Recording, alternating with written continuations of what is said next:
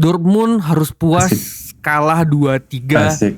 dari Bayern Asik. Munich. Gimana Do?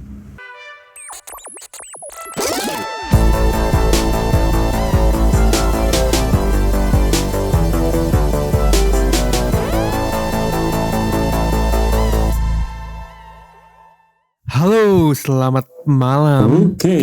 Ruang ganti Sore FM. dong. Sore dong.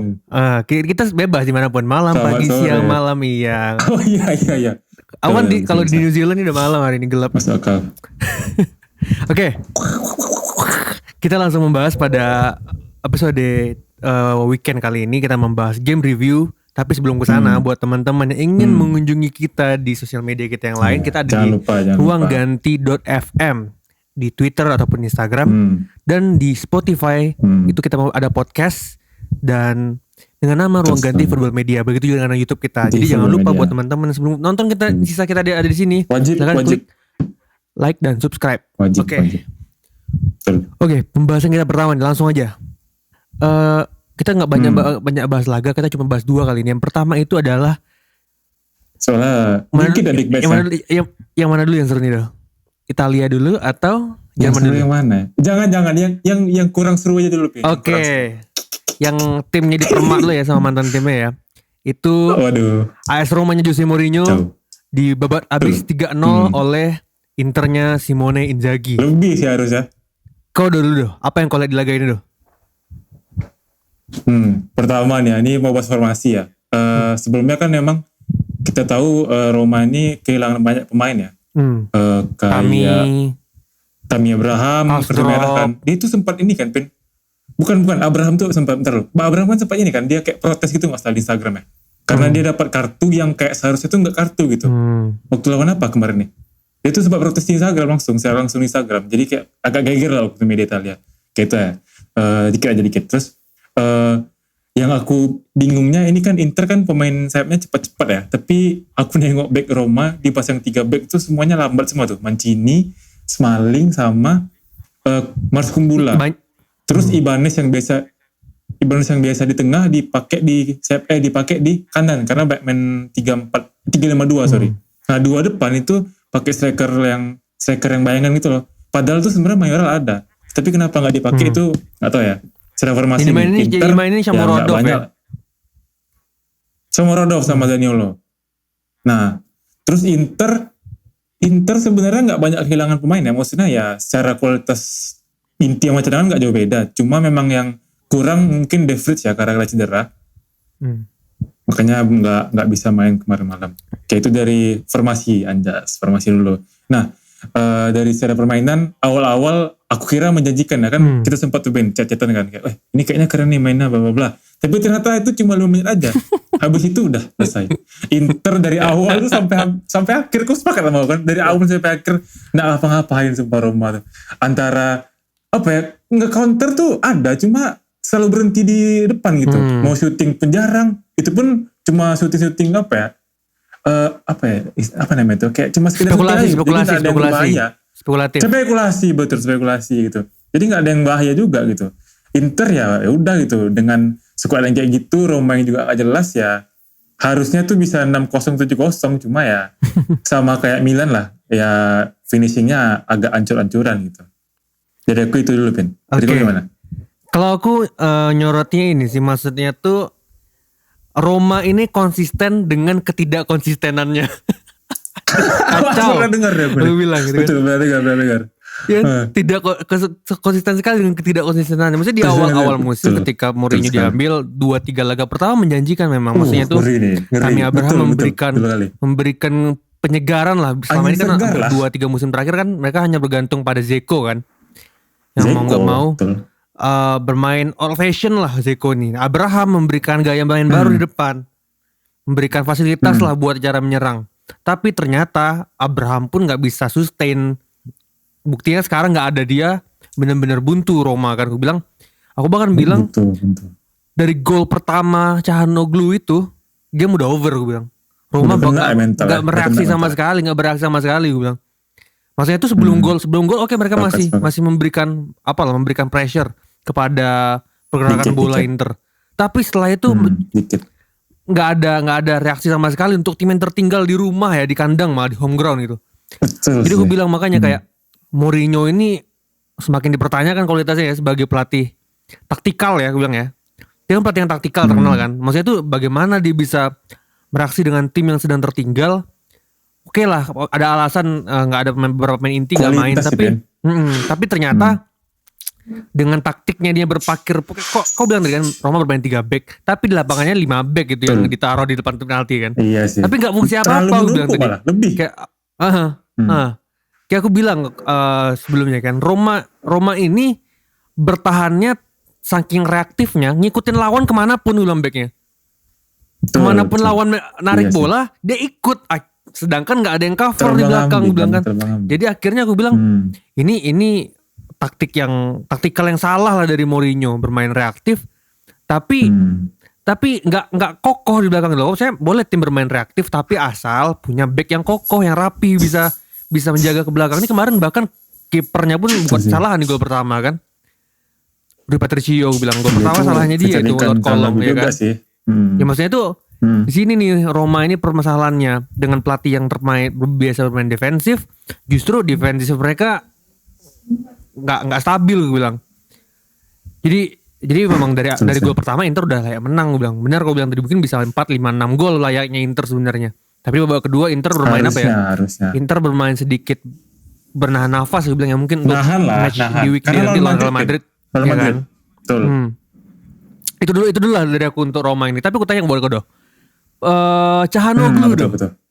Gimana kalau nyadar Calhanoglu? Aku juga ini sumpah. Sudah 3 gol dari 4 laga terakhir deh. Gimana dong?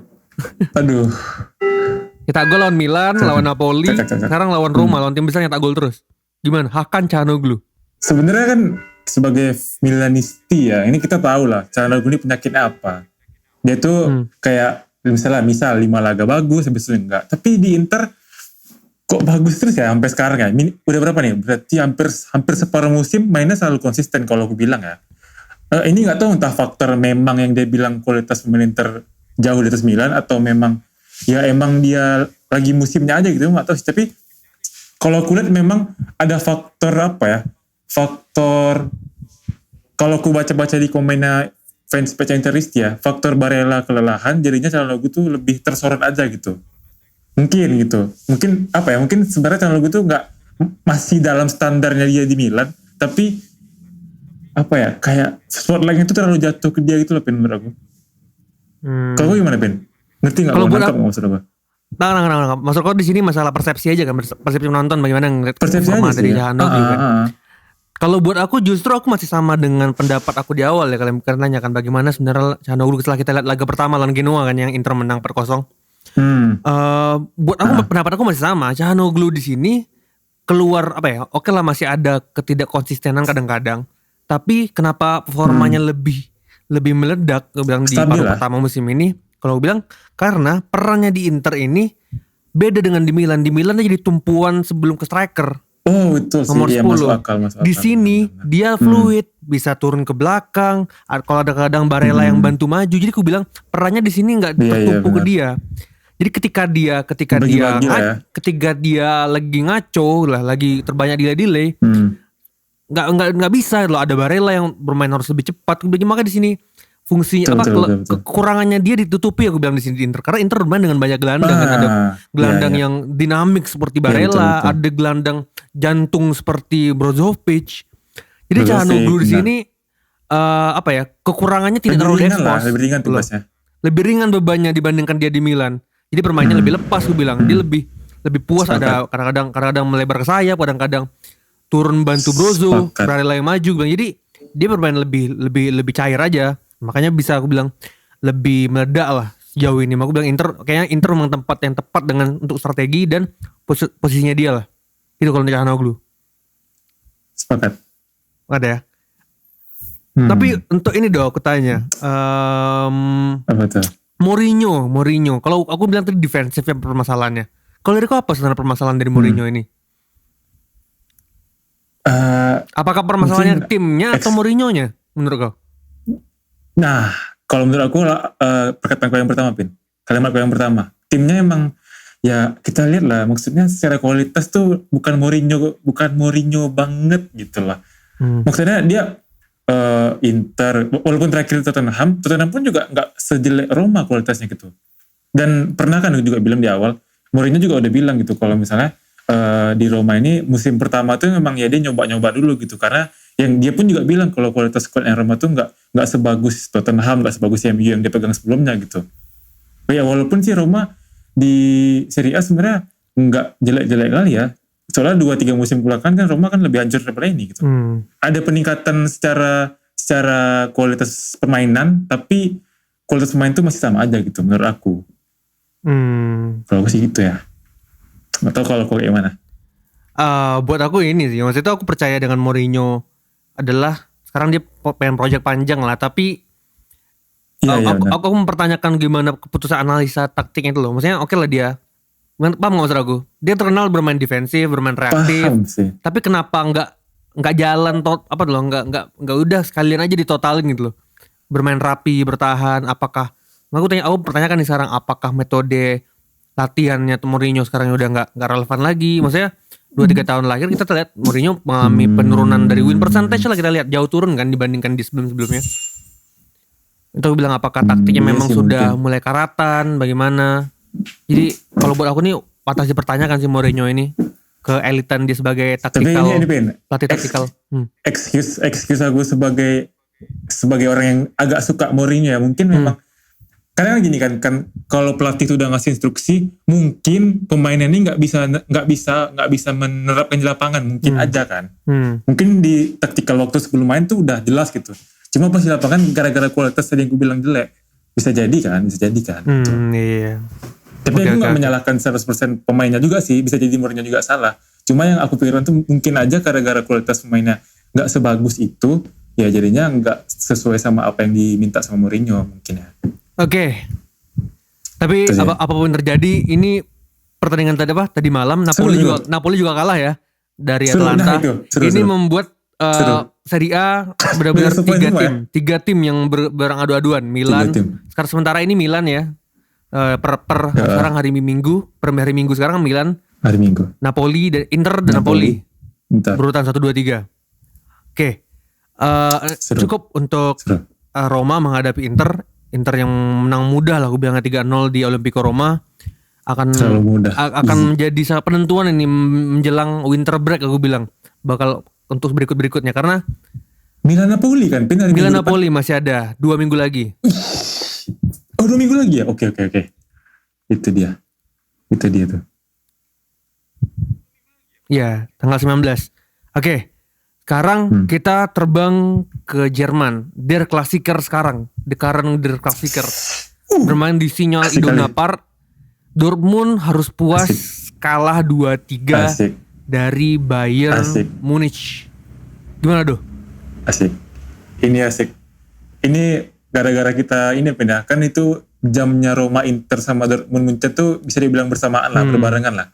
Habis nonton Roma Inter dikit, aduh ini kok mengecewakan gitu. Habis itu ganti lagi ke Dortmund Munchen, ini baru yang kita cari. Sumpah ini kalau gue bilang apa ya, mirip-mirip laga Milan Serie A sih. Aku lupa apa gimana. Cuma ini Dortmund sama Munchen ini kayak the next level gitu loh. Jadi emang sama-sama menyerang, tapi itu jarang salah passing kalau gue bilang. Emang bener-bener kalau nge-counter ke counter dapat shooting gitu. Bukannya tiba-tiba berhenti di tengah jalan, enggak kayak gitu sama sekali, enggak ada. Jarang kalau gue bilang. Jadinya ini benar-benar laga yang sangat menghibur sih. Itu pertama ya. Terus yang kedua secara formasi ya sama-sama ini sih, Munchen cuma kehilangan Kimmich, terus dari Dortmund kehilangan Torgan Hazard. Nah, tapi ini ada yang asik nih, ada yang unik nih. Kalau aku lihat dari formasi awalnya, Munchen tuh mainkan 5 pemain Prancis, 4 Jerman, 1 Polandia, 1 lagi Kanada. Jadinya kayak ya cuma 4 negara gitu yang main. Bahkan Prancis yang lebih dominan tuh kalau gue bilang. Oh iya benar. Waktu itu kan pakai Pavard, Upamecano, Lucas Hernandez. Di belakang bahkan 3 tuh. Sama Davis 4, 1 lagi Kanada kan ya. Fun fact aja, gak jelas sih sebenarnya. Cuma pengen kasih tahu aja nih buat teman-teman nih. Oke, ini tapi secara permainan dari babak pertama kalau gue bilang nih game yang gak ada remnya sama sekali. Jadi itu kayak mungkin orang yang menonton kayak gak sabar ya mainnya, kok pelan-pelan gitu loh, bangun serangan build up, sabar pelan-pelan. Tapi ini kualitasnya benar-benar nggak main-main sih ini dua tim ini.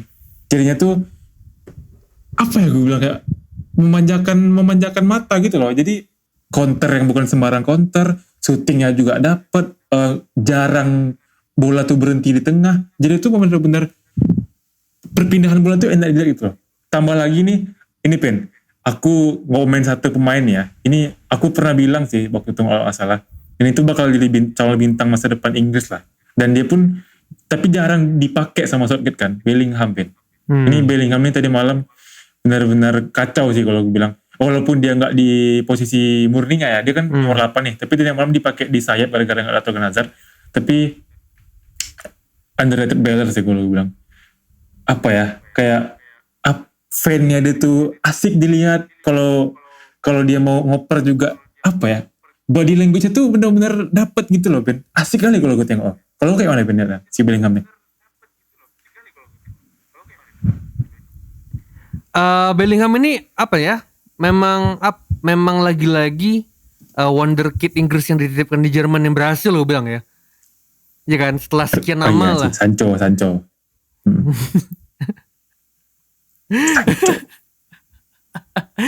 Ya kalau aku bilang memang pemain flamboyan ya, aku bilang Bellingham ini ya. Maksudnya itu lagi-lagi yang membuat dia lagi apa ya, nilai value yang mahal ini multifungsi di lapangan ini loh. Multiposisi, ya kan? Maksudnya itu dia bisa kadang-kadang dia bisa ditaruh di belakang Haaland, kadang-kadang bisa jadi nomor 8 box to box. Dan tadi malam dia jadi sayap kanan bahkan ngebantu ekspor walaupun kemampuannya masih di bawah Hazard lah, karena dia memang bukan winger kan. Tapi aku bilang di sini ini salah satu ciri pemain mahal, gue bilang pemain yang multiposisi loh, yang bisa taruh di mana-mana. Ya kalau kita bisa lihat kalau di yang kayak Bonaventura lah kurang lebih ya, pemain yang bisa taruh di mana-mana di belakang striker lah pokoknya. Oh, kayak Kronik lah, kok Bonaventura. Yang bisa poinnya itu. Jadi aku bilang memang Bellingham ini pemain menjanjikan lah, potensi yang aku suka dengan gaya mainnya, aku bilang. Tapi kalau aku tanya deh, laga tadi malam Dortmund menghadapi Munchen, pemain terbaiknya siapa menurut kau? Pemain terbaik di lapangan? Pemain terbaik di lapangan. Wasit.